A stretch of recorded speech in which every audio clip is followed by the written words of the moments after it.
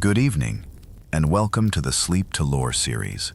Tonight, we are journeying deep into the freezing, untamed wilderness of Ludlow, Maine, to uncover the horrifying origins of one of Stephen King's most ancient and malevolent entities, the Wendigo. Lurking just beyond the tangled deadfall of Little God Swamp, this towering demon of the north has tainted the earth for centuries, manipulating events from the shadows. It cursed the ancient Micmac burial ground, turning the soil entirely sour and ensuring that whatever is planted there never truly rests in peace. We will explore how this primordial spirit of starvation and winter actively targets human grief, feeding on tragedy to resurrect the dead as cruel, cannibalistic shells of their former selves. From the historical tragedy of Timmy Baterman to the ultimate psychological destruction of Dr. Lewis Creed, you will discover why the Wendigo is not merely a monster, but a grim reflection of our own inability to accept death. So please, get comfortable, let go of the day's stress, and if you like this journey, subscribe to the channel and comment below telling me your current local time or location. Close your eyes, take a deep breath, and let us step over the deadfall together into the hungry earth. Chapter 1. The Sour Earth and the Ancient Micmacs. Long before the modern highways were paved, before the rumbling transport trucks hauled timber across the state of Maine, the land was just trees, wind, and silence. The winters here were not just seasons, they were harsh tests of endurance. The snow piled deep, swallowing the roots of the ancient pines and suffocating the brush. The temperature dropped so low that the sap inside the bark froze and cracked like rifle fire in the dead of night. In this unforgiving environment lived the Algonquian and Micmac tribes. They understood the delicate balance of the forest. They mapped the rivers, followed the migration paths of the deer, and harvested the herbs that grew in the brief, fleeting summers. But above all things, they understood the cold. When the deep winter set in, the game retreated into hiding. The rivers turned to thick, unyielding ice. The food stores inevitably dwindled, and with the shrinking supplies came a creeping, gnawing hunger in the bellies of the people. This hunger was a living thing in their minds. It had a voice. It whispered in the dark when the fire burned low to embers. It suggested actions that the waking mind rejected in horror. It was the primal fear of starvation, and in their culture, this fear had a name. They called it the Wendigo. To grasp the events that unfold in the town of Ludlow, you must first understand what the Wendigo represents in King's lore. It is not just a monster hiding in the brush waiting to jump out. It is a primordial demon, an entity older than the trees themselves. In the belief systems of the native tribes, the Wendigo is the physical and spiritual embodiment of winter, starvation, and greed. It is a predatory force that actively preys on human weakness and desperation. When the freezing snows isolated a hunting party, and the food ran out, survival instinct took hold. If a person gave in to that frantic desperation and committed the taboo act of cannibalism, eating another human being to survive, they opened a dark door in their psyche. The Wendigo would step through that door. The entity would possess them, warping their spirit and giving them an endless, insatiable craving for human flesh. But in the deep woods, beyond what would eventually become Ludlow, the Wendigo was more than just a possessive spirit, roaming the winter storms. It had a home, it had a throne. Deep in the forest, there is a geographical sinkhole known as Little God Swamp. Even in the bright daylight of summer, the swamp is a dark, tangled maze of dead roots and stagnant, muddy water. The air there always feels unnaturally chilled, raising the hairs on a person's arms. The smell is distinct, a sickening mix of rotting vegetation, damp earth, and something sharp and metallic, like old pennies left in the rain. The birds do not sing in this swamp. The insects seem to avoid the stagnant pools. Beyond this swamp, a steep, rocky path leads up to a flat, elevated plateau. The soil on this plateau is shallow. It sits on top of unyielding, ancient bedrock. It is hard, stony, and deeply unwelcoming to plant life. Hundreds of years ago, the Wendigo claimed this specific plateau as its domain. Why it chose this exact spot remains a mystery lost to time. Perhaps the magnetic pull of the earth there drew it in, or perhaps the sheer isolation appealed to its predatory nature. Whatever the reason, the entity settled its dark, cosmic presence into the very dirt. The entity's presence changed the environment on a cellular level. It did not just walk on the ground, it bled its essence into it. The energy of this ancient, laughing demon soaked into the soil, down into the bedrock, and infected the ecosystem. The tribes had a term for this kind of supernatural corruption. They said the earth had gone sour. When earth goes sour, it stops behaving like normal soil. If you plant a seed in it, the crop will grow stunted and twisted, if it grows at all. The vegetables will taste of ash and rot. But the sour earth on the plateau beyond Little God Swamp had a much darker property. It absorbed the defining trait of the Wendigo itself. It became hungry. The ground developed a magnetic pull, a psychic beacon that reached out into the minds of the people living in the surrounding territories. It waited for moments of emotional vulnerability. It waited for grief. Life in the untamed wilderness was fragile. Children succumbed to sudden fevers. Hunters suffered fatal accidents in the ravines. Elders passed away in the freezing nights when the fires died down. Death was a frequent visitor to the Micmac camps. And with death came tearing, blinding sorrow. The lore suggests that the Wendigo used this sorrow as a tool. When a tribe member lost someone they loved, their mind became clouded with pain. The entity would reach out from the plateau, sending silent, unseen whispers on the wind. It did not speak in words. It spoke in urges. It created a compulsion, a strange, waking dream that guided the grieving person away from the safe, traditional burial sites and toward the treacherous mud of the swamp. Imagine the very first time it happened. A father loses his young child to the winter cold. The grief is a sharp, jagged stone in his chest, making it hard to breathe. He wraps the tiny body in animal skins. He intends to bury the child in the traditional way, with the proper tribal rites, to send the spirit peacefully to the next world. But a thick fog rolls in from the trees. The temperature drops rapidly. The mourner hears a sound in the distance, a strange, echoing noise that sounds almost like a loon crying out on a lake. But it twists at the end into a booming, mocking laugh. The sound disorients his senses. His logic fades. He wanders off the familiar path. He walks for hours, carrying the cold weight of the dead.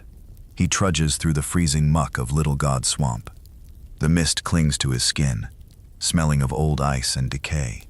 He climbs the steep, rocky incline, his hands bleeding as he grips the sharp stones to pull himself up. Finally, he reaches the flat plateau. The earth here feels different under his boots. It is spongy in certain places, yet hard as iron in others. The air is dead still. Driven by a compulsion he does not understand, the mourner begins to dig. The digging is brutal, punishing work. The soil is packed tightly with sharp rocks. The rudimentary tools chip and break.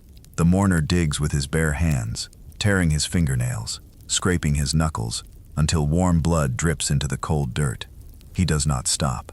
The unseen presence of the Wendigo pushes him forward, fueling his desperate, unthinking labor with a false sense of hope. He digs a shallow grave in the stony ground. He places the body inside. He covers it with the sour earth. Following an instinct planted in his mind by the demon, he builds a small cairn of rocks over the mound, arranging the stones in a strange, hypnotic spiral pattern. Exhausted, his mind a blank slate of shock and sorrow, the mourner leaves the plateau. He descends through the swamp and returns to his camp.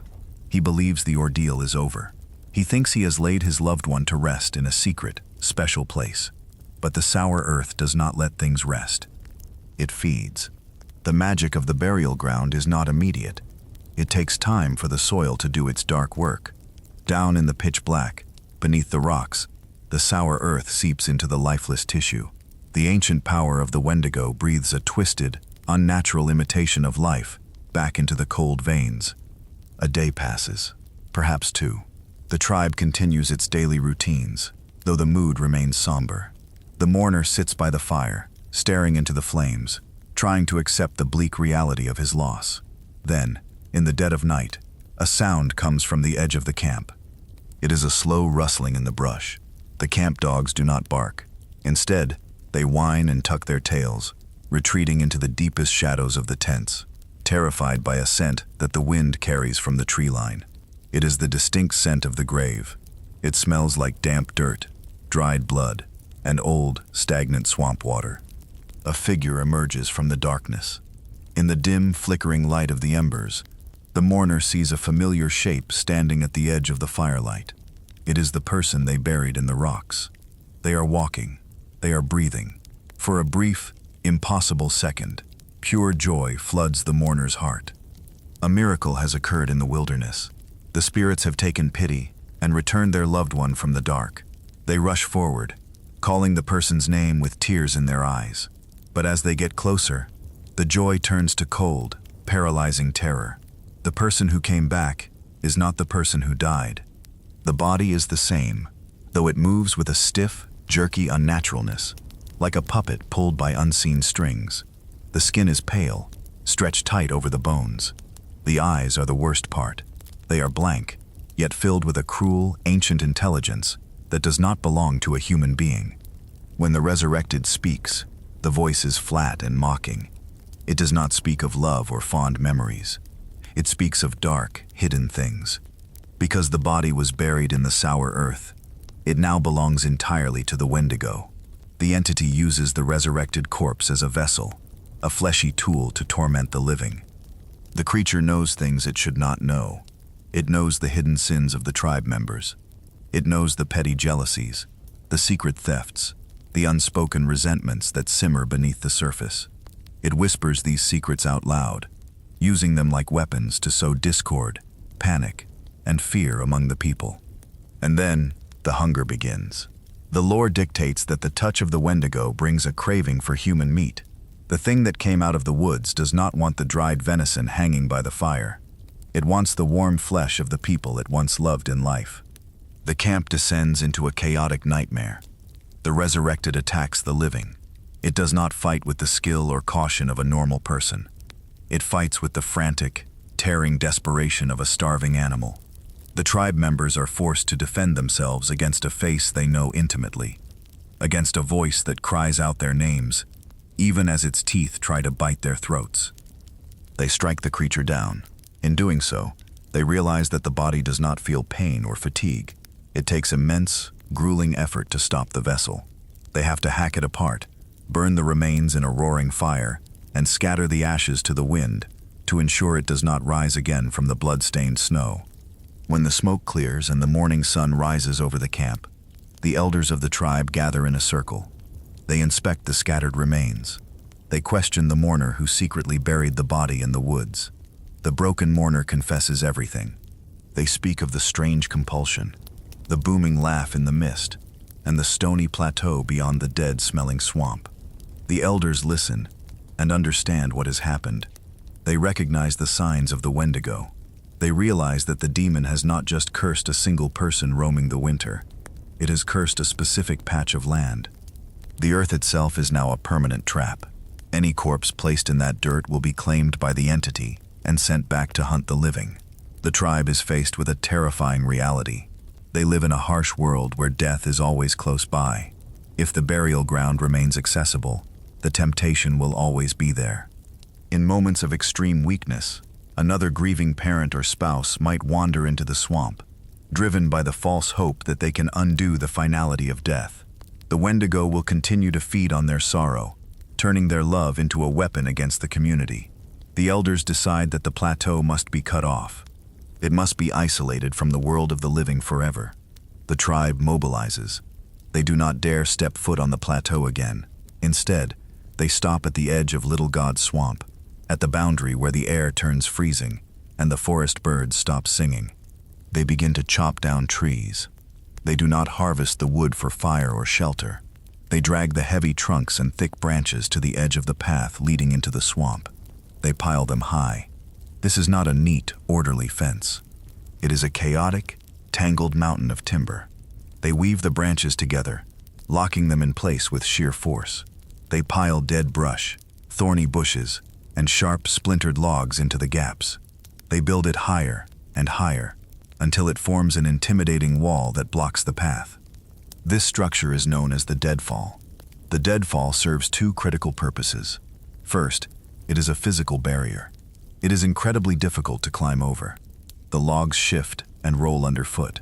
The branches snap back like whips, threatening to gouge out an eye or snap an ankle of anyone foolish enough to try. It requires a grueling, dangerous physical effort to cross it. Second, it is a psychological warning to anyone who finds it.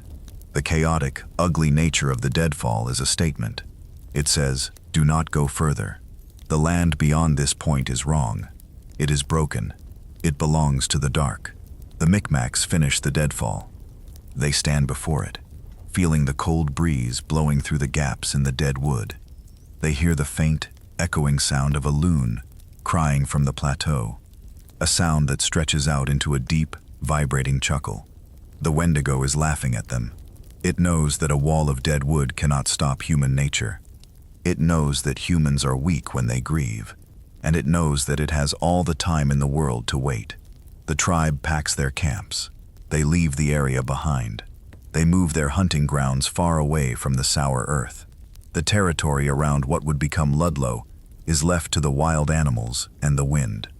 For generations, the native people pass down the stories around the fires. They talk about the Wendigo. They warn their children about the woods where the earth is hungry. They speak of the deadfall and the rule that must never be broken. If something dies, you must never bury it beyond the barrier. Because what you put in the ground is not what comes out. Time passes. The centuries roll by in silence. The native tribes are eventually pushed out of the territory by European settlers. In the late 1600s, the settlers arrive in the area. They do not know the old stories. They do not understand the subtle dread that hangs over the forest canopy. They build cabins. They plant crops. They establish the town of Ludlow. But they soon notice that the land is difficult. Some areas yield bad crops that rot on the vine. Some places feel unnaturally cold, even in the summer heat. And then, the settlers encounter the deadfall in the woods.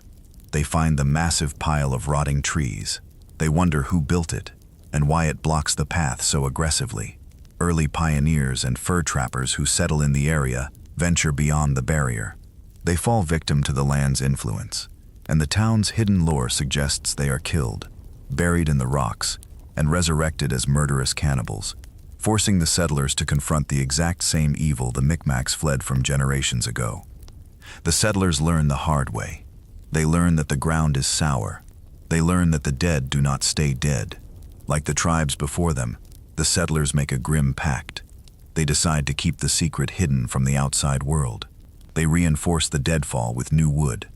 They pass the warning down through their families, from father to son. The knowledge of the sour earth becomes a dark legacy, a burden carried quietly by the locals. They create their own safe graveyard for their pets, closer to the town limits, spelling it Sematary on a piece of tin. This safe zone acts as a buffer, a harmless place for children to confront death without waking the demon. But the real threat remains hidden in the deep woods, just beyond the trees. The Wendigo is patient. It does not need to hunt aggressively. It simply waits. It sleeps in the frozen bedrock, its psychic influence reaching out like invisible tendrils, brushing against the minds of the people in Ludlow. It watches the town grow. It watches the dirt roads get paved. It watches the modern cars arrive. It feeds on the ambient grief of the town, waiting for the perfect tragedy to strike. It waits for a moment, when the pain of loss is so sharp that a person will ignore all logic, ignore the warnings of their ancestors, and climb over the deadfall.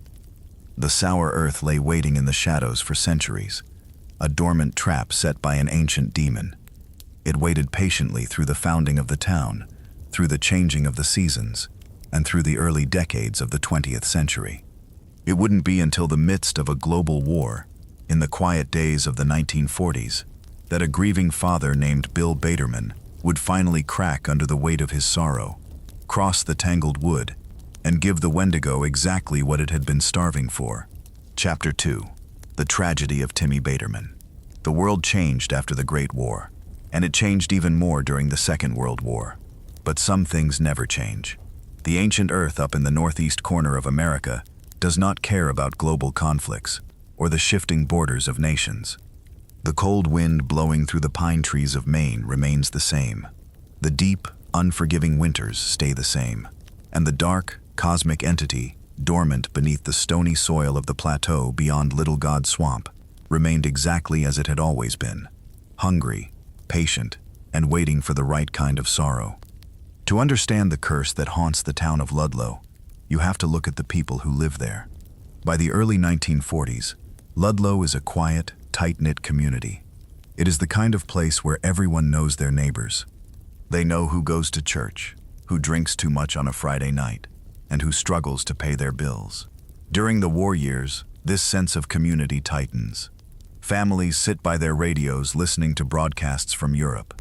Mothers hang small banners with blue stars in their front windows to show they have a son serving in the military.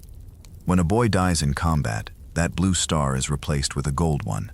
Every time a gold star appears in a window, a shared, suffocating wave of grief washes over the entire town. Bill Baderman is a resident of Ludlow during this era. He is a regular man, a father who loves his son more than anything else in the world. His boy, Timothy Baderman, is a good, normal young man who answers the call of duty. Timmy heads off to war to fight the Nazis. Like many young men of his generation, he crosses the ocean believing in a cause, leaving his father behind in the quiet, isolating safety of rural Maine. Timmy fights bravely in the European theater. But war is brutal and unforgiving. During a fierce engagement in Italy, while charging a machine gun nest on the road to Rome, Timmy is shot dead. He dies far away from the cold woods and familiar roads of his hometown. When the news reaches Ludlow, it arrives in the form of a telegram. You can imagine the scene. The messenger knocks on the door.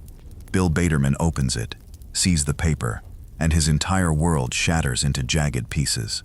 The grief that hits him is not just sad. It is a crushing, suffocating force. It takes the breath out of his lungs and the light out of his eyes. A father outliving his son is a tragedy that breaks the natural order of life. Bill is left alone in an empty house, surrounded by his son's belongings, listening to the agonizing silence of rooms that will never hear Timmy's voice again. Eventually, the military ships Timmy's body back to the United States in a funeral box. The town gathers to mourn. They offer their condolences, bringing casseroles and kind words to the grieving father. They attend the funeral, standing in the town cemetery to watch the casket lowered into the safe, traditional dirt. They do what good neighbors do. They try to comfort a man who has lost everything. But Bill Baderman is beyond comfort. The lore dictates that extreme, mind-breaking sorrow acts like a beacon to the Wendigo. While the townspeople see a sad, quiet man standing by a fresh grave, the ancient entity across the woods sees an opportunity. It sees a locked door that has just been forced wide open by trauma. The Wendigo reaches out. It does not speak in clear sentences. It works through subtle, psychic manipulation. It places thoughts in Bill's head that feel like his own. It whispers about the old stories, the secret legends passed down by the early settlers of Ludlow. Bill knows about the Micmac burial ground. He knows the grim, hushed tales of the sour earth. In a rational state of mind, Bill would never entertain the idea of going up there. The very thought would be terrifying. But extreme grief strips away rationality. It replaces logic with a desperate, clawing need to undo the pain. The entity feeds on this need, amplifying it until Bill convinces himself that he has to try. He convinces himself that if he brings his boy back, he will get his sweet, normal son back. He waits for the town to go to sleep. In the dead of night, after the funeral, the mourning father returns to the quiet cemetery. He brings a shovel. He stands over the fresh mound of earth. The act of digging up a grave is exhausting, grueling work. It is an offense against nature. But Bill digs. He hits the wood of the coffin, pries it open, and pulls his son's cold, lifeless body out of the box. He wraps the corpse in a white bag and begins the long, grueling trek toward the woods. Bill drags his son's body through the dark. He reaches the edge of the woods and faces the tangled barrier of dead trees. He climbs over the deadfall, tearing his clothes and scratching his skin on the splintered wood. He crosses the freezing, foul-smelling mud of the swamp. He climbs the steep, rocky path until he reaches the plateau. He buries his boy in the stony, sour soil. He arranges the rocks. Then, exhausted and clinging to a fragile thread of hope, he walks back home. He sits in his quiet house and waits. He waits through the rest of the night. He waits through the sunrise.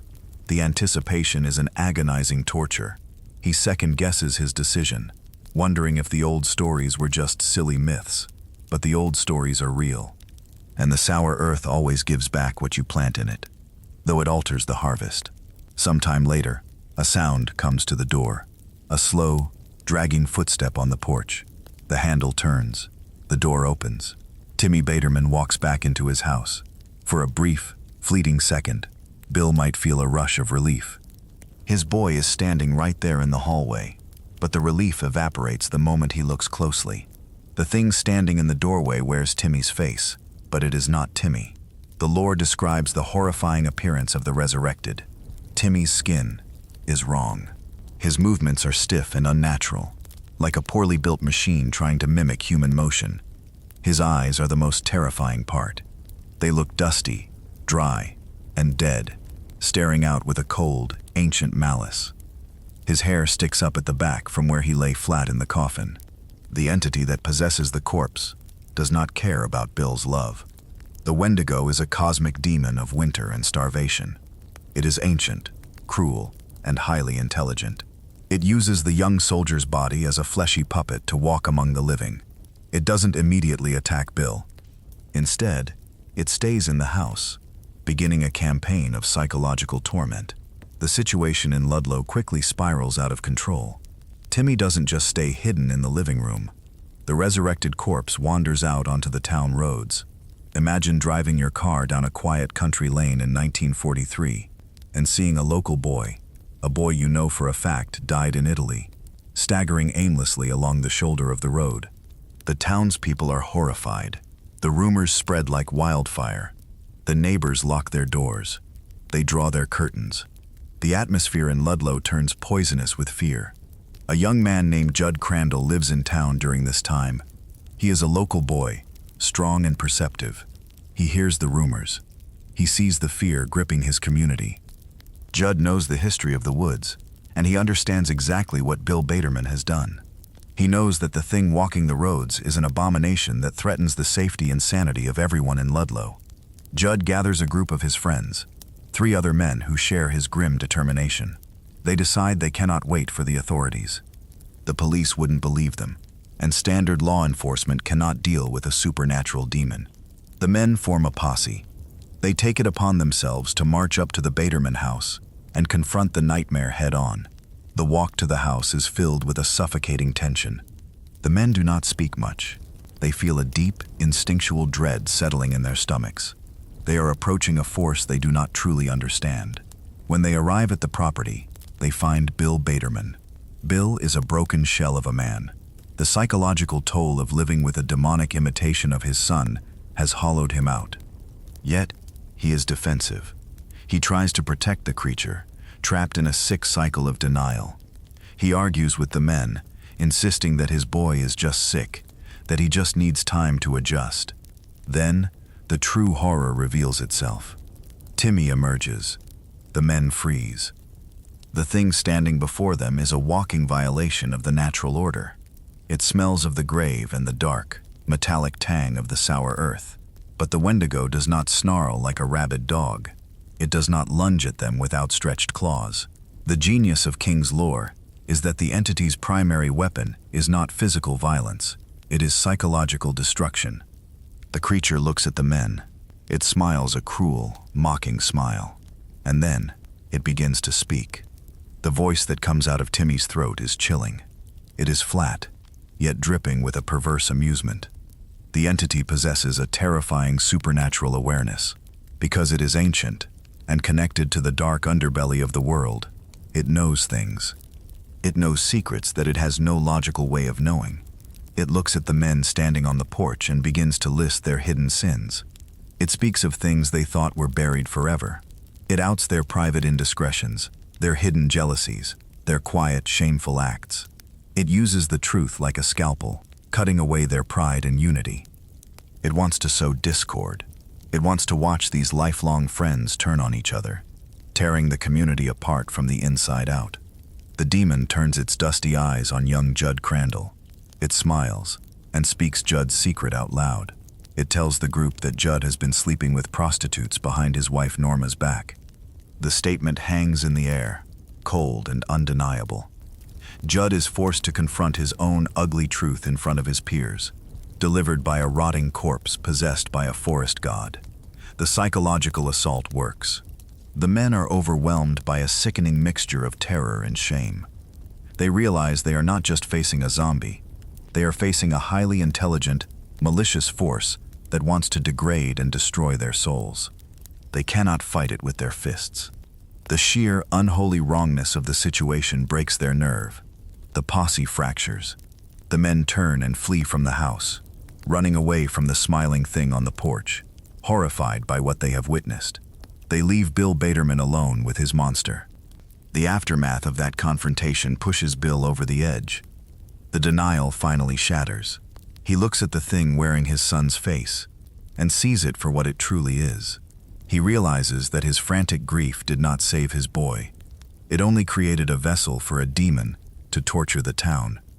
The guilt is crushing. He understands that he is responsible for bringing this ancient evil into his home, and he understands that he is the only one who can end it. Bill makes a final, grim choice. He retrieves a firearm. He faces the mocking, unnatural thing that used to be his son. He pulls the trigger, shooting the creature. But a bullet is not enough to cleanse the taint of the sour earth. The lore demands fire to truly purge the physical vessel. Bill sets his own home ablaze. He watches the flames catch the curtains, the furniture, the walls. He watches the fire consume the house he built his life in, the house where he raised his boy. Broken beyond repair, carrying a sorrow too immense for any human heart to bear, Bill refuses to leave the burning structure. He turns the weapon on himself, taking his own life as the flames roar around him, reducing the nightmare to ash. Down in the town, Judd Crandall and the other men watch the smoke rise into the sky. They know what it means. They know the tragedy has reached its violent end. In the days that follow, the men make a silent, unbreakable pact. They agree to never speak of the true details of that day. They tell the authorities a sanitized version of the story. They bury the horrific reality of the Wendigo, the sour earth, and the mocking truth spoken by the dead. They hope that by refusing to talk about it, they can starve the legend and protect the future generations of Ludlow from making the same mistake. Judd Crandall grows older. The memory of the dusty eyes and the cruel voice stays with him, a permanent scar on his psyche. He believes that the fire ended the curse. He thinks the town is finally safe, but the earth beyond the deadfall doesn't care about fire. It doesn't care about secrets. The Wendigo is a creature of timeless eternity. It simply retreats into the cold bedrock, closing its eyes, waiting for the next tragedy to unfold. It waits for decades, letting the town forget, until a modern, rational doctor from Chicago moves his family into a house near the highway, bringing with him a vulnerability the hungry earth can use. Chapter 3. The Seduction of Louis Creed. The modern world is built on the comforting illusion of control. We construct warm houses to keep the winter out. We pave smooth asphalt roads over untamed dirt. We train men and women in the rigorous sciences of medicine to fight back against the fading of the light. Dr. Louis Creed is a product of this modern, rational world. He is a physician from Chicago, a man whose entire belief system is anchored in biology, anatomy, and undeniable facts. To Louis, death is not a mystery. It is a biological certainty, a simple cessation of cellular activity. When the heart stops pumping blood, the brain starves of oxygen, the organs shut down, and the organism ends. There is no magic in it. There is only biology. This unyielding belief in the finality of death is exactly what makes Louis the perfect target for the ancient evil waiting in the woods. The Wendigo, a primordial entity of starvation and necromancy, has spent centuries corrupting the wilderness of Ludlow, Maine. It does not just feed on the bodies buried in its sour earth. It feeds on the minds of the living. It craves the destruction of human sanity.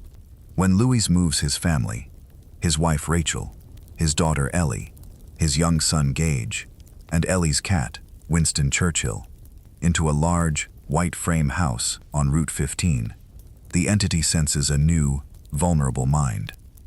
The geography of the Creed property is a trap disguised as a rural paradise. The front of the house faces a busy, high-speed road where industrial Orinco tanker trucks thunder past with terrifying speed, hauling fertilizer and chemical loads across the state. These trucks act as a modern scythe, sweeping through the local wildlife. The back of the property, however, stretches deep into the dense, ancient woods. It is here that the local children have created a safe, coping mechanism for the carnage of the highway. They have built a small, well-tended graveyard for their fallen pets, marking the entrance with a misspelled sign painted on tin, Pet Sematary. Louis views this graveyard as a charming, if slightly melancholy, expression of childhood innocence. He sees it as a healthy way for kids to process the natural end of life. His wife, Rachel, sees it differently. Rachel carries deep, unhealed trauma regarding death, stemming from the grueling, agonizing loss of her sister Zelda to spinal meningitis years earlier. Rachel refuses to even discuss mortality, viewing the graveyard as a morbid, terrifying place. Louis, wanting to protect his family from pain, absorbs this tension. He wants to keep his daughter Ellie safe from the harsh realities of the world. He wants to be the shield that stands between his family and the grave. The Wendigo knows this. The lore establishes that the entity does not merely wait for bodies to be delivered. It actively manipulates events and people to ensure a steady supply of grief. The entity needs a catalyst to break Louis's scientific worldview, and it finds that catalyst in the form of Ellie's beloved cat, Church. The mechanism of this manipulation relies on the Creed's elderly neighbor, Judd Crandall. Judd is a lifelong resident of Ludlow. He is kind, weathered, and seemingly acts as a father figure to Louis, whose own father passed away when Louis was just 3 years old. But Judd is not fully in control of his own actions. The soil of the Micmac burial ground exerts a dark, magnetic pull over those who have used it. The lore suggests that the entity works through people, implanting urges and ideas that they mistake for their own organic thoughts. The old man has lived near the sour earth his entire life, and that proximity has left a psychic stain on his mind. The entity nudges Jude, pushing a dark temptation to the surface of his consciousness. The trap springs around Thanksgiving. Rachel takes the children to visit her parents in Chicago, leaving Louis alone in the quiet house in Maine. The timing is perfect. The house is empty, the air is growing colder with the approaching winter, and Louis is isolated. One evening, Judd finds Church lying dead on the frost-covered grass near the highway. The cat has been struck by one of the speeding trucks. The damage is fatal, but strangely clean. The cat is not mangled beyond recognition, leaving the body intact enough to be buried. Judd calls Louis over to the lawn. Louis approaches the scene with the clinical detachment of a medical professional. He kneels on the freezing grass. He touches the animal's fur. He notes the lack of a heartbeat, the glassy, unresponsive stare of the eyes, and the early onset of rigor mortis, stiffening the limbs. His brain registers the biological finality of the event. Church is dead. The cells are dying. The organism has ceased to function. The rational step is to put the cat in a garbage bag and bury it in the woods before Ellie returns home, sparing her the heartbreak. But Judd suggests a different path. Driven by the subtle, unseen influence of the Wendigo, the old man decides to share the darkest secret of Ludlow. He tells Louis to get a shovel and a burlap sack. He tells him they are going for a walk, far past the safe, children's graveyard. This is the beginning of Louis's seduction. The entity does not drag him into the woods. It invites him. It uses Judd's paternal warmth and Louis's desperate desire to protect his daughter's innocence as bait. If Louis can just undo this one small tragedy, he can save his little girl from crying. It seems like a harmless, almost noble motivation, but crossing the boundary into the Wendigo's domain requires a willing participant. The two men set off into the night, The transition from the normal world to the supernatural world is marked by a massive, tangled barrier of dead trees, known as the deadfall. The ancient Micmacs built this chaotic structure centuries ago as a desperate warning to keep the living away from the sour earth. Climbing it is a punishing ordeal. Louis has to force his way through the brittle, splintering wood. The branches tear at his clothes and scrape his skin.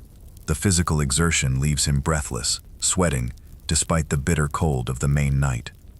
As they cross the deadfall, the atmosphere shifts. The rational world of cars, highways, and medicine falls away. They descend into Little God's Swamp, a geographical sinkhole that serves as the antechamber to the Wendigo's throne. Through Lewis's eyes, the swamp is a sensory overload that defies scientific explanation. The fog here is unnaturally thick, clinging to the ground like a living, breathing blanket. It glows with a faint, sickly phosphorescence, illuminating the twisted roots and stagnant pools of black water. The temperature plummets, cutting through Lewis's jacket and chilling the sweat on his skin. The smell is overpowering, a noxious blend of rotting vegetation, damp earth, and a metallic tang that smells remarkably like old blood. Lewis's scientific mind struggles to process the environment. He tries to categorize the glowing lights as simple swamp gas or St. Elmo's fire. He tries to explain the biting cold as a simple microclimate. But the woods feel hostile. They feel aware. The silence of the swamp is broken by strange, echoing sounds. He hears a noise in the distance that sounds like a loon crying out on a lake. But the sound stretches and distorts, twisting into a deep, vibrating chuckle that seems to shake the very air. Judd tells him to ignore the sounds, pushing them forward. The entity is testing Louis, applying pressure to his psyche. The rational doctor is walking through a waking nightmare, carrying a dead animal in a sack, following an old man deeper into a cursed wilderness. Yet, he does not turn back. The magnetic pull of the burial ground is working on him. The promise of reversing death is too strong to resist. They climb a steep, treacherous path, moving upward until they reach a flat, elevated plateau. This is the heart of the corruption. This is the Micmac burial ground.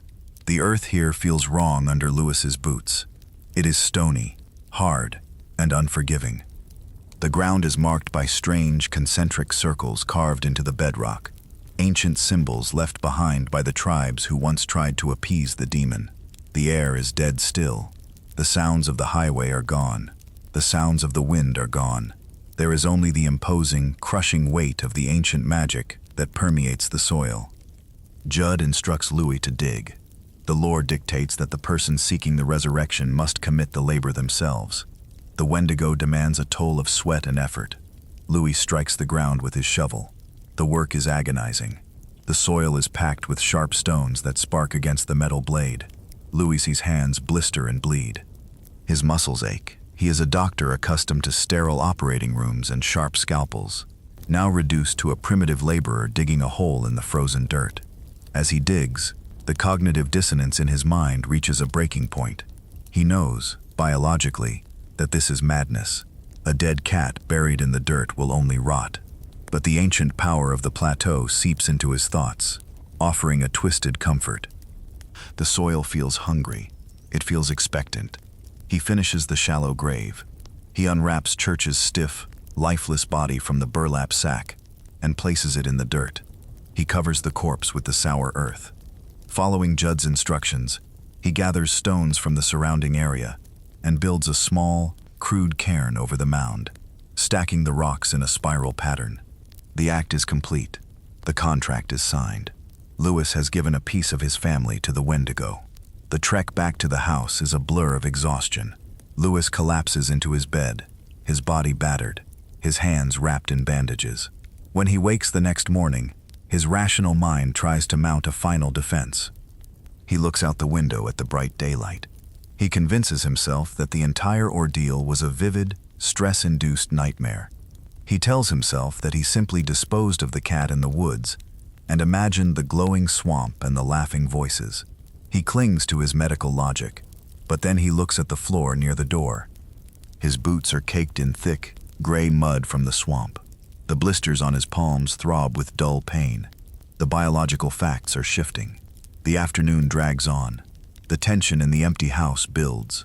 Louis tries to read, tries to distract himself, but he is waiting. The sour earth takes time to work its dark magic. Beneath the stones on the plateau, the ancient power of the Wendigo is breathing a mockery of life back into the cold tissue of the animal. As the sun sets and the house falls into shadow, a sound breaks the silence. It is a faint, rhythmic scratching at the back door. Louis freezes. His heart pounds against his ribs. He walks to the door, his medical training screaming at him that this is impossible. A creature with no heartbeat, with coagulated blood and stiffened joints, cannot walk. It cannot scratch at a door. He turns the handle and pulls the door open. Church walks into the kitchen. The seduction is complete, and the horror begins. The cat that returns from the sour earth is not the cat that died on the highway. The physical shell is the same, but the essence inside has been replaced by something cold and malicious. Louis stares at the animal. The sensory details of the resurrected creature are deeply unsettling. Church moves with a sluggish, jerky stiffness, as if his muscles are fighting against the rigor mortis that had already set in. His fur is matted with grave dirt and dried blood. But the most horrifying alteration is the smell. The cat reeks of the grave. It is a thick, cloying odor of damp soil, rotting roots, and old mud. Church looks at Louis. The cat's eyes are dull and dusty, lacking the spark of innocent life they once held. When Church purrs, it doesn't sound like the comforting vibration of a happy pet. It sounds mechanical, like gears grinding together in a broken machine, or stones rubbing against each other deep underground. Louis, the man of science, kneels down to examine the impossible. He touches the cat. The fur is cold. He cannot easily locate a steady heartbeat. The biological metrics he has trusted his entire life are suddenly meaningless. The cat is legally, medically dead, yet it is walking across his linoleum floor. The entity that powers Church quickly demonstrates its new nature. Church used to be a lazy, affectionate pet. Now, he is a vessel for the Wendigo's cruelty. The cat catches a mouse in the house, but instead of killing it quickly for food or playing with it harmlessly, Church tortures the rodent. He pins it down, tearing it apart with a slow, deliberate malice that feels unnervingly human in its sadism. He leaves the shredded remains in Louis's path, a grim offering from the sour earth. Louis watches this behavior, and a fundamental shift occurs in his psyche. A normal person might run. A normal person might realize that they have tampered with forces beyond human comprehension and reject the abomination. But Louis's profound desire to control his family's fate overrides his terror. He rationalizes the horror. He tells himself that Church is just a little sick, a little traumatized by the accident. He tells himself that the smell will fade with a bath. He accepts the sluggish movements and the grinding purr, because the alternative, admitting that he has brought a demon into his home, is too terrifying to face. This is the true victory of the Wendigo. The entity did not just resurrect a cat. It destroyed a doctor's faith in the natural order. It proved to Louis Creed that death is not a final, biological wall. Death is merely a door, and the earth beyond the swamp holds the key. The ancient evil has planted a seed in Louis's mind, a dark, terrible knowledge that he can cheat fate if he is willing to pay the price. Louis believes he has won. He believes he has successfully shielded his daughter from the pain of loss. When Ellie returns home, she is thrilled to see her cat, though she instinctively pulls away from the smell and the coldness of its fur. Louis watches them, feeling a grim satisfaction. He thinks the ordeal is over. He thinks he used the magic of the woods to his advantage, controlling the outcome through sheer will. He does not realize that the Wendigo does not grant favors. The entity is a predator, and it views the resurrection of the cat as merely throwing chum into the water. It has successfully broken down the psychological barriers of a rational man. It has conditioned Louis to view the burial ground not as a cursed trap, but as a viable medical alternative. The trap is fully set. The board is arranged. The ancient demon waiting in the frozen bedrock beyond the deadfall does not care about cats or dogs. It starves for human sorrow. It feeds on the kind of devastating, mind-shattering grief that tears a family apart. And now that Louis knows the secret of the sour earth, the Wendigo is prepared to orchestrate a tragedy so catastrophic, so unendurable, that the good doctor will willingly march back into the swamp, carrying a much heavier burden than a burlap sack. Chapter 4. The Breaking Point. Months pass after the ordeal with the resurrected cat. Winter thaws into a bright, deceptive spring. The snow melts from the fields of Ludlow, Maine, leaving behind patches of green grass and blooming wildflowers. The Creed family settles into a comfortable routine. Louis Creed feels a false sense of security settling over his home. He watches his daughter play in the yard. He watches his 2-year-old son, Gage, learn to run with clumsy, joyful steps. Louis believes he has outsmarted the dark forces of the world. He thinks the secret of the sour earth is a tool he can control, a hidden safety net locked away in the woods behind his house. He does not understand that the ancient entity dormant in the bedrock is not a tool. It is a predator, and it is merely setting the stage for a devastating harvest. The lore of Stephen King's universe dictates that cosmic horror often strikes on the clearest, most beautiful days. The contrast between a bright blue sky and sudden tragedy makes the trauma cut deeper into the human psyche. The Wendigo feeds on this specific type of shattered innocence. It waits for the perfect moment of joy to pull the rug out from under its victims. That moment arrives on a sunny afternoon in May. The wind is blowing steady and warm. The Creed family is out in the large field near their home, enjoying a picnic and flying a kite. Gage laughs, a pure, innocent sound that echoes across the grass as he wanders off, his small legs carrying him across the field.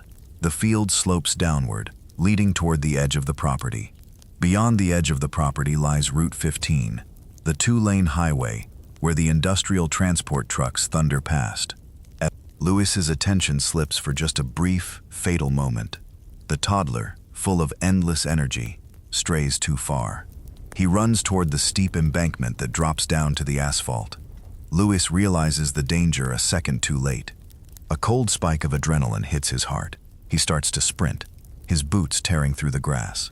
He screams his son's name, ordering him to stop, but Gage is a toddler. He does not understand the concept of a speeding truck. He does not understand the fragile nature of his own bones. Blind to the danger, he tumbles down the grassy bank, running out onto the pavement. At that exact second, a transport truck crests the hill. It is an Orinco rig, hauling a full load of cargo. The machine is hurtling down the highway at high speed, a roaring behemoth of steel and rubber. The driver sees the small boy run onto the road and slams on the air brakes. The sound of the skidding tires shatters the peaceful spring afternoon. It is a long, agonizing shriek of burning rubber scraping against hot asphalt. The truck driver locks the wheels, desperate to stop. But the momentum of the loaded rig is an unstoppable force of physics. Louis does not reach his son in time. There is no medical intervention possible. There is no surgery that can fix the damage inflicted by the speeding wall of metal. In the blink of an eye, the bright spring day turns into a waking nightmare.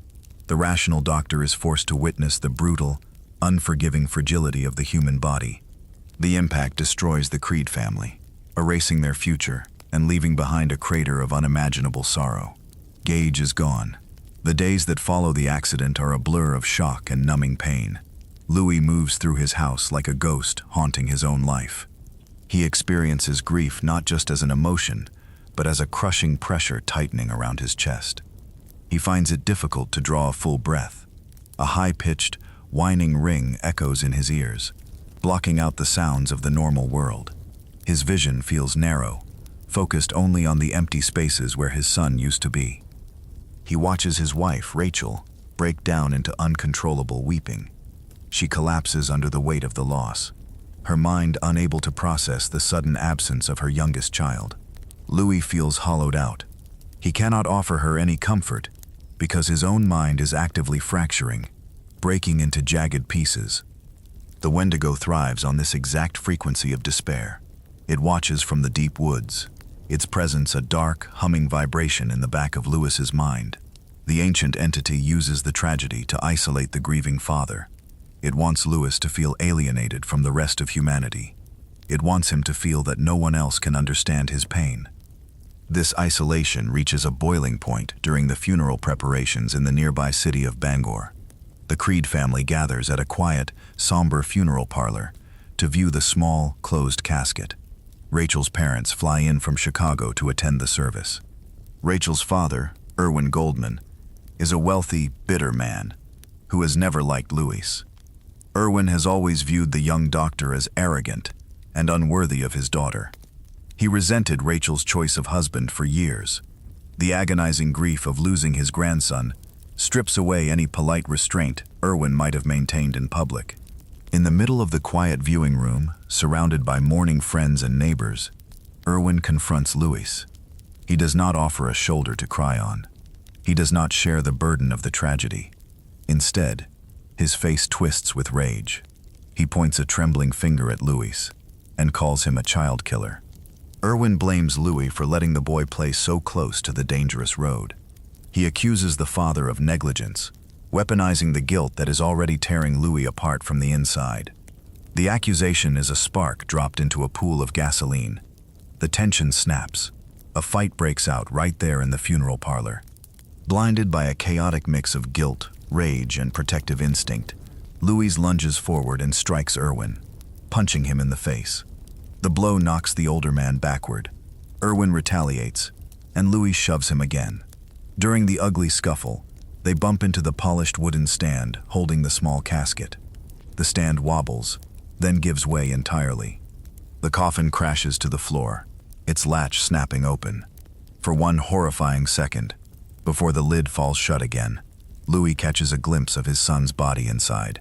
The mourners gasp in horror, rushing forward to separate the two men and pull the casket upright. The humiliating, disgraceful fight at the funeral destroys whatever thin thread of sanity Louis still holds. He stands in the parlor, wiping blood from his lip, staring at the small casket. The normal, rational systems of coping with death have failed him. His family is turning on him. His wife is sedated. His father-in-law hates him. The medical science he devoted his life to cannot offer a solution. In that moment of broken isolation, he remembers the sour earth beyond the swamp. The thought drops into his mind like a black seed, taking root in fertile soil. He remembers the stony plateau. He remembers the strange, circular patterns of the rocks. He remembers the cat walking back into his kitchen. The Wendigo whispers in his thoughts, offering a twisted, impossible bargain.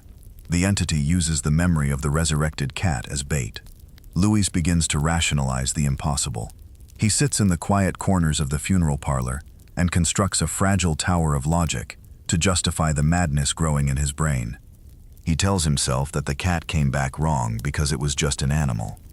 He tells himself that a cat operates on base instincts, lacking a higher consciousness. But Gage was a human being. Gage had a soul. Louis convinces himself that a human soul will resist the dark taint of the burial ground. He believes that if he places his son in the ancient earth, the boy will return normal, whole, and pure. He believes he can beat the ancient curse through the sheer, undeniable power of a father's love. He knows he cannot undertake this grim mission while his family is present. He needs isolation. He needs time to act without interference. Louis manipulates his shattered wife. He convinces Rachel that she and their daughter Ellie need to get away from the painful memories of Ludlow.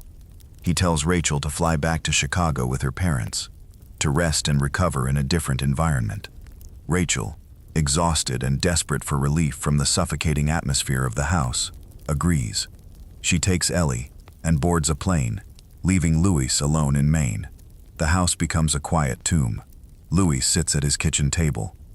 The silence of the empty rooms presses against his eardrums. To keep his mind from snapping prematurely, he plays a game of solitaire. He shuffles the deck. He lays the cards out on the table, one by one. He focuses on the simple, orderly rules of the game. Red on black, black on red. He builds the stacks in descending order. He uses the rigid structure of the cards to hold his fracturing logic together. Every time a terrifying thought tries to surface, the memory of the truck, the smell of the swamp, the mocking laugh in the mist, he forces his attention back to the faces of the kings and queens. He plays hand after hand, waiting for the sun to go down. When darkness finally falls over Ludlow, Louis abandons the cards. He stands up and walks to the garage. He begins to pack the tools he will need for the night's work. He gathers a sturdy steel shovel. He takes a heavy pry bar used for opening crates. He finds a reliable flashlight and a thick, durable canvas tarpaulin. He places these items in the trunk of his car. He acts with a calm, methodical precision that belies the insane nature of his plan. He closes the trunk, gets into the driver's seat, and starts the engine. He drives out of Ludlow, heading toward the city of Bangor. The drive is a solitary journey through the dark roads of Maine. He does not turn on the radio. He just listens to the hum of the engine and the relentless ringing in his ears. The unseen entity in the woods is drawing him in, pulling his strings from miles away. The Wendigo wants the child. It wants the grief. It uses Louis like a pawn on a chessboard, guiding him toward the graveyard. Louis parks his car near the wrought iron gates of Pleasant View Cemetery. Pleasant View is the exact opposite of the ancient plateau beyond the swamp. It is a modern, sanitized space, designed to hide the ugly reality of death from the living. The grounds are meticulously manicured. The grass is neatly trimmed, free of weeds. The headstones are arranged in straight, orderly rows, standing like quiet soldiers in the dark. The paths are paved with smooth asphalt. Somewhere on the grounds, a caretaker's office holds a map that plots every single grave on a precise grid. This place represents the modern world's attempt to control, organize, and sanitize mortality. But Louis is not here to respect the modern rules of death. He gathers his tools from the trunk. The cemetery gates are locked for the night, secured with a chain to keep vandals out. Louis climbs over the cold metal fence, tossing his tools over the barrier and dropping down onto the soft grass on the other side. He clicks on his flashlight. The pale beam sweeps across the neat rows of granite markers. He navigates the grid, following his memory of the funeral layout, until he finds the fresh, unsettled mound of dirt covering his son. He stands over the grave. The silence of Pleasant View is different from the silence of the ancient woods. Here, the silence feels empty. There is no watchful presence, no hungry earth waiting to consume. It is just cold dirt and stone. Louis raises the shovel and drives the steel blade into the soil. The digging begins. The dirt here is soft, turned over only a few days ago by the cemetery workers. It is not the stony, unforgiving ground of the Micmac Plateau. The shovel slices into the earth with a rhythmic, wet sound. Louis digs steadily, throwing spadefuls of dark soil over his shoulder. Sweat beads on his forehead, stinging his eyes in the cool night air. His muscles burn with the exertion, but he does not stop. He cannot stop. The compulsion planted in his mind by the Wendigo drives him downward. He digs deeper into the hole, the walls of the grave rising around him. The smell of the modern cemetery fills his nose. It is a sterile scent of damp loam and crushed grass, lacking the rotting, metallic tang of the sour earth. His shovel strikes something hard. The metallic clang rings out in the quiet graveyard. He has reached the outer concrete vault that protects the coffin. Louis clears the dirt away from the edges of the vault. He wedges the steel pry bar under the lid. He leans his weight against the bar, straining his arms. The seal cracks with a loud popping sound. He pushes the heavy concrete lid aside, exposing the small wooden coffin resting in the dark recess. He kneels in the dirt. He releases the latches on the coffin and opens the lid. Louis does not look closely at the interior.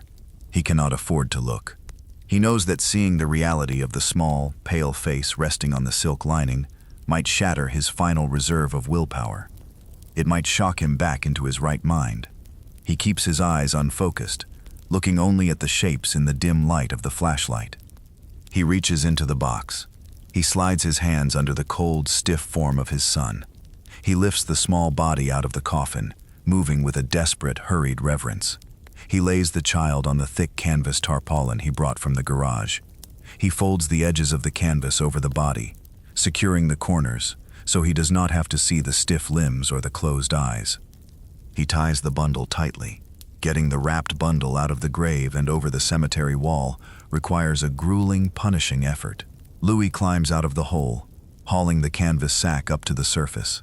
He leaves the open grave behind, a gaping wound in the neat, orderly lawn of Pleasantview.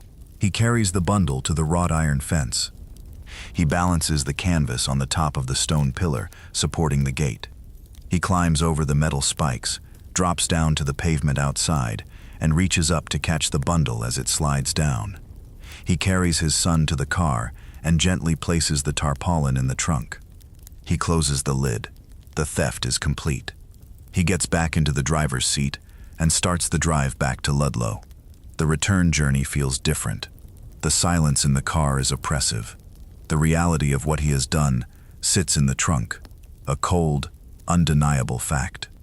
Louis focuses on the yellow lines of the road, counting the miles as the dark pine trees flash past the headlights.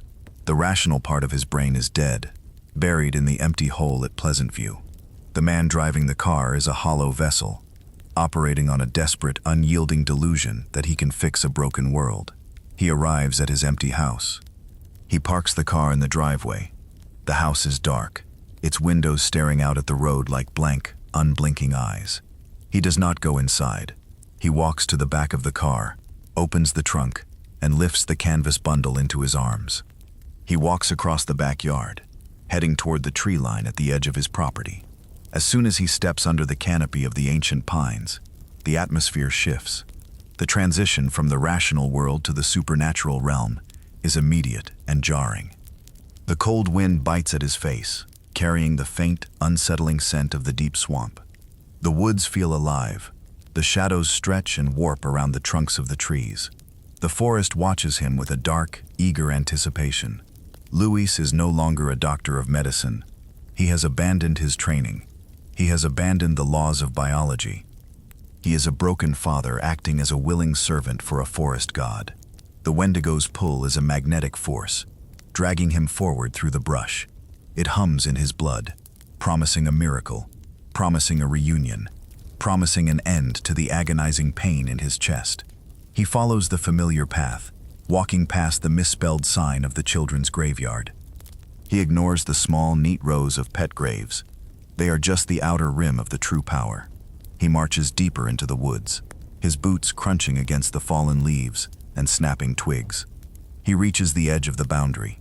The tangled pile of dead trees looms in the dark. The deadfall is an intimidating wall of splintered wood and thorny brush, built centuries ago by the native tribes to keep people like him away from the plateau. It stands as a final warning, a chaotic barrier separating the land of the living from the domain of the hungry earth. But Louis does not hesitate. He adjusts his grip on the canvas bundle. He begins to climb. He forces his way over the rotting branches, tearing his jacket and scraping his hands on the bark. He moves with a blind, determined focus, believing he is in control of his tragic mission. He thinks he is using the magic of the woods to save his family. He steps blindly over the final log and drops down onto the other side. As his boots hit the freezing mud of the swamp, the ancient entity that has orchestrated his entire downfall is waiting in the mist, ready to finally reveal its true face. Chapter 5. The Face of the Wendigo. Louis Creed drops down from the tangled barrier of dead trees, his boots sinking into the freezing mud of Little God Swamp. The canvas bundle rests in his arms. He is no longer a man of science or a doctor of medicine. He is a grieving father walking a dark path, stripped of his logic and his sanity. The transition from the normal woods to this ancient, corrupted domain is jarring. The air here does not just feel cold, it feels dead. The normal sounds of the Maine wilderness, the rustling leaves, the distant highway, the wind in the pine branches, fade away into a suffocating silence. As Louis wades deeper into the stagnant water, the environment reacts to his presence. The mist begins to thicken. It rolls over the twisted roots and dark pools, glowing with a faint, sickly light. This is the antechamber of the ancient entity, and the entity is awake. Stephen King's lore describes this specific journey as a descent into true cosmic horror. Louis is not alone in the swamp. He hears a sound in the distance, a strange, echoing noise that mimics a loon crying out on a lake. But the sound stretches, distorts, and twists into a booming, mocking laugh that shakes the very mist. The vibration of that laugh rattles Louis' teeth in his skull. Then, the mist parts. Louis looks up and sees the true face of the ancient evil that has plagued the town of Ludlow for centuries. The Wendigo physically manifests in the fog, rising to a towering height above the tree line. It is not a mere ghost or a fleeting shadow. It is a god of starvation and winter, and its appearance defies all human reason. The creature's skin is a cracked, reptilian yellow, looking like a terrifying lizard born of a human woman. It does not have human ears. Instead, great curling ram's horns sprout from the sides of its head, curling back into the mist. But the most horrifying feature is its eyes. They look like great hooded fog lamps shining through the dark, burning with a pale, yellowish-gray light. Those eyes look down at Louis. They hold centuries of cruelty, patience, and a freezing, uncaring hunger. A normal person would shatter at the sight of this cosmic monstrosity. A rational mind would turn and run, abandoning the canvas bundle in the mud. But Louis is broken. The grief of losing his son has hollowed him out so thoroughly that there is no room left for self-preservation. He looks at the towering demon, and he just keeps walking. The Wendigo does not attack him. It does not need to use force. It simply watches him pass. The entity is a predator that feeds on psychological destruction, and it knows that Louis is already doing its work. By carrying his dead son to the sour earth, the doctor is willingly feeding the trap. The creature lets out another booming laugh, a sound that vibrates in Louis' chest, and then the mist swallows the towering shape, leaving Louis alone to climb the steep, rocky path. He reaches the plateau. The flat, stony ground waits under the dark sky. The ancient symbols carved into the bedrock feel expectant. Louis places the canvas bundle on the dirt. He raises his shovel and begins the grueling work of digging a grave in the cursed earth. The effort drains the last reserves of his strength. The soil is unyielding, packed with sharp stones that spark against the steel blade. He works in a blind trance, his muscles burning, his hands blistering. He digs until the hole is deep enough. He unwraps the canvas. He does not look closely at his son's pale face. He cannot look. He gently places the toddler into the sour earth and covers him with the dark soil. He gathers stones from the plateau and builds a crude cairn over the mound, stacking the rocks in a spiral pattern, just as he did for the cat months ago. The dark bargain is struck. Louis turns his back on the plateau, descends through the swamp, crosses the deadfall, and returns to his empty house. The exhaustion is overwhelming. His body and mind shut down. Louis collapses into his bed and falls into a deep, dreamless sleep. He thinks the hard part is over. He thinks he has cheated the natural order. But out in the woods, beneath the spiral of stones, the ancient power of the Wendigo goes to work. The sour earth seeps into the cold tissue. The cosmic magic of the plateau breathes a twisted, unnatural imitation of life back into the small body. When the sun rises over Ludlow, the grave on the plateau is empty. The thing that walks back to the Creed house is not the innocent, laughing toddler who chased a kite into the road. It wears Gage's face, but the soul inside is gone. The vessel is now possessed by the Wendigo. The lore dictates that the resurrected return with terrifying supernatural knowledge and a cruel, malicious intelligence. The demonic vessel navigates the quiet house while Louis sleeps. It moves with a strange, jerky stiffness, smelling of old mud and the grave. It does not go to its father. The entity has a specific agenda. It remembers the town. It remembers the people who tried to stand against it decades ago. The toddler finds Louis's medical bag. It opens the leather clasp and reaches inside, its small, dirty fingers wrapping around the handle of a surgical scalpel.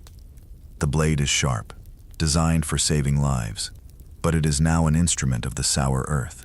The vessel leaves the house, crossing the street toward the home of Judd Crandall. Judd is awake. The old man has spent his entire life living near the edge of the cursed woods. He knows the secret of the burial ground, and he knows the danger better than anyone. He senses that something is wrong. The atmosphere in his house feels cold and heavy with dread. The front door opens. The small, resurrected vessel enters the hallway. Judd turns and sees the toddler standing in the shadows. He sees the dusty, yellow eyes. He smells the rotting tang of the swamp. He knows exactly what Lewis has done. But before Judd can react, the entity speaks. The voice that comes from the toddler's throat is chilling. It is not the voice of a 2-year-old boy. It is the flat, mocking tone of the ancient demon. The Wendigo looks at Judd and uses its supernatural awareness to taunt the old man. It references the events of 1943. It reminds Judd of the time he and his friends confronted Timmy Baderman, the resurrected soldier. The demon tells Judd that he interfered back then, and now it is time to settle the score. The psychological torment breaks Judd's focus. The realization that he is facing the exact same ancient evil from his youth paralyzes him for a crucial second. The vessel strikes. The toddler lunges forward with unnatural speed, using the surgical scalpel. The attack is a blur of calculated malice. The demon uses church to distract and disarm Judd, overpowering the old man and bringing him crashing down to the floor. Judd fights back, but the pain and the sheer, unnatural terror of the situation overwhelm him. The vessel torments him, showing him illusions, twisting his mind before finally ending his life on his own living room floor.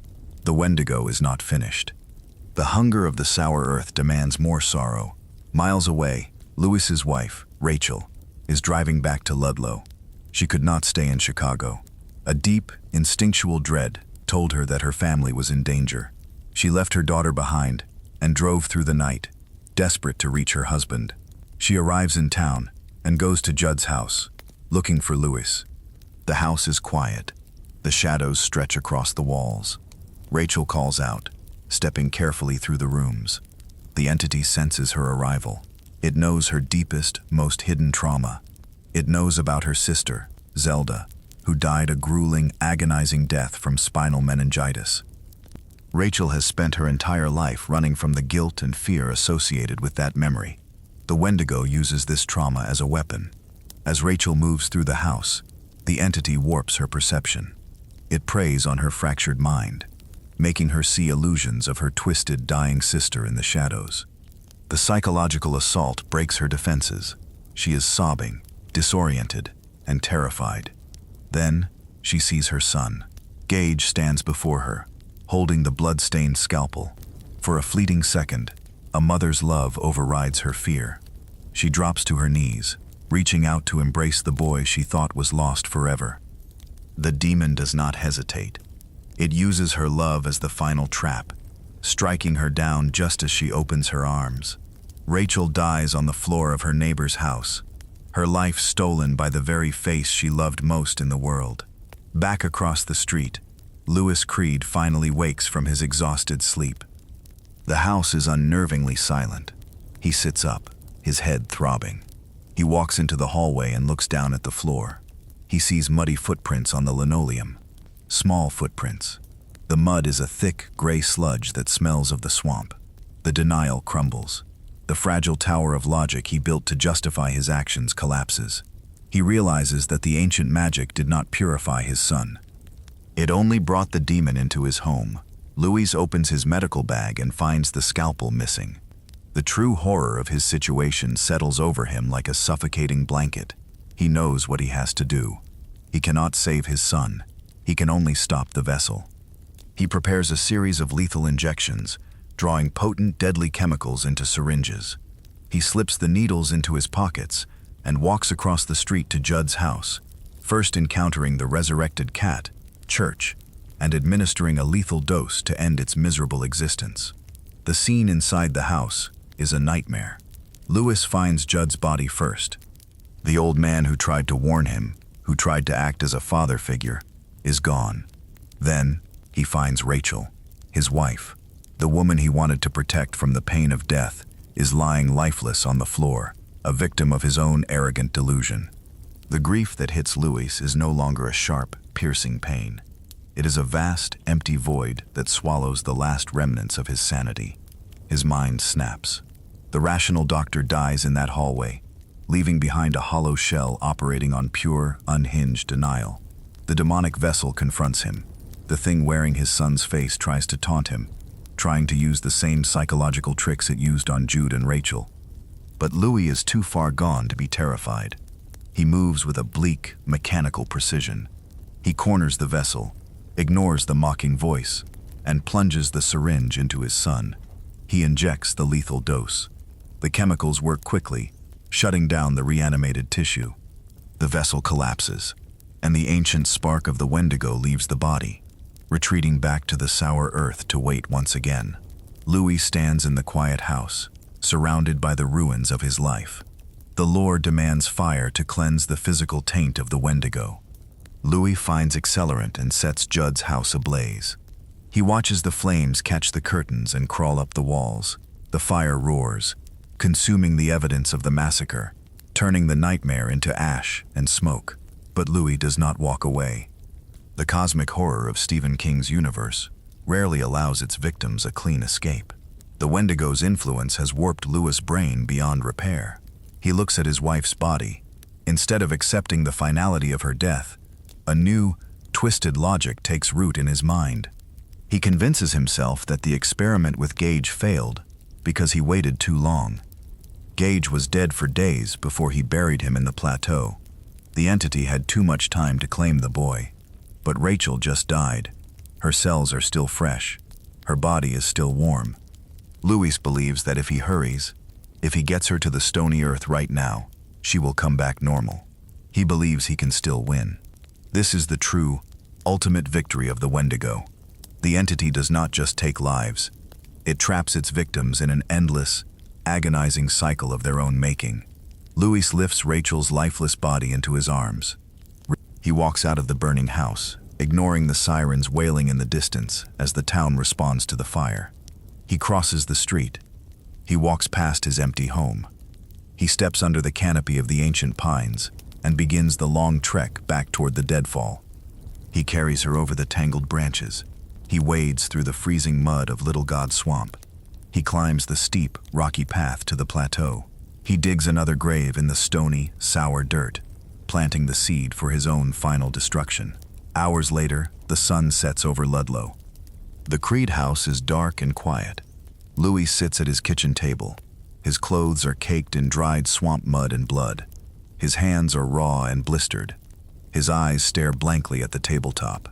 He shuffles a deck of playing cards, dealing them out in a game of solitaire. Red on black, black on red. He waits. The silence of the house is broken by a sound at the back door.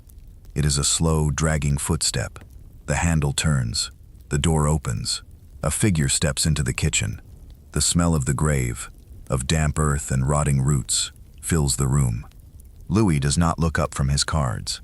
He just listens to the shuffling footsteps as the figure walks up behind his chair. A cold, stiff hand falls onto his shoulder. A voice speaks to him. It is gravelly, thick with dirt, and entirely wrong. "Darling," it says. The true horror of the Wendigo isn't just its monstrous appearance. It is the ultimate personification of human selfishness and the inability to accept death, using our most devastating grief to curse the earth itself. If you want to uncover the dark origins of another immortal entity who feeds on secrets, click the video on screen for Stephen King's lore, Andre Lenoge and the Ancient Evil of Little Tall Island, Storm of the Century.